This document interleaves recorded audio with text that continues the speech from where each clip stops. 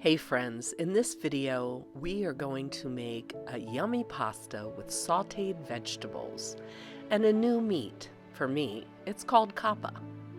These noodles that I have are like straws. They're hollow and they suck up all that yummy goodness. You're going to slice up all of those ingredients, the meat included.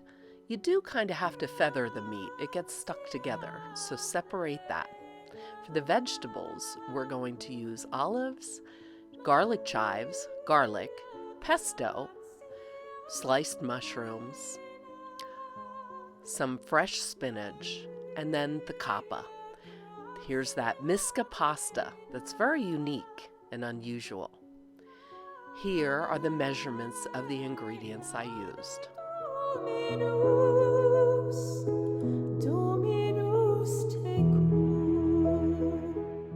Get your pan nice and hot and then add a little over a tablespoon of olive oil.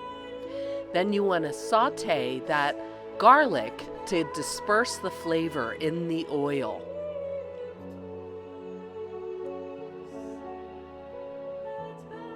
Shake it out, get it all over the pan, because when you add those mushrooms, you want them to hit that flavored oil.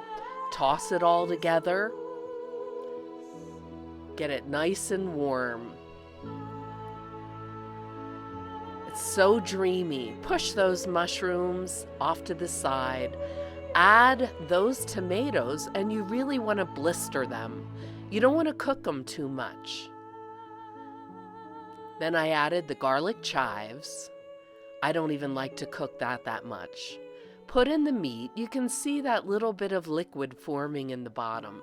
You want that because the pasta is going to suck that up. That meat, again, you have to feather it and separate it so you don't get too much in one bite. When I put the olives in, I reserve some to put on at the end. The spinach, you don't really want to cook it. You just want to wilt it a little. So you put it in, stir that up. You might want to cover it a little bit or just set it aside. Stirring it here and there. My pesto was from last season. It was frozen. So I'm not really going to stir that in. I'm just going to let it get warm and stir it up after I make the pasta. This is when you have an opportunity to flavor your pasta. I put salt in. I don't really add oil like a lot of people. Just maybe a little if it's sticky, but it wasn't. So there it is, wilted a little bit. Keep going until, there you go. You see that wilting. That's perfect. I do like to oil the pasta again, because when I mix everything, it just goes together. The flavors mesh and marry so much nicer. So you're going to toss that, mix it in. You can see I have a pretty full pan. Makes it a little difficult. But you want to put all that through and put it back into your serving dish.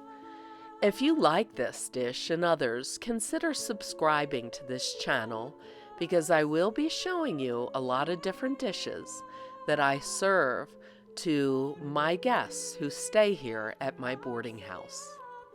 I didn't want a lot of cheese for this dish, so I put a little on the pasta. I added some roasted portobello mushrooms, but here is where you'd put on steaks or whatever else, a fish fillet, if you wanted more protein. And again, top it. So pretty. Look at that. A little more pepper and delicioso, my favorite.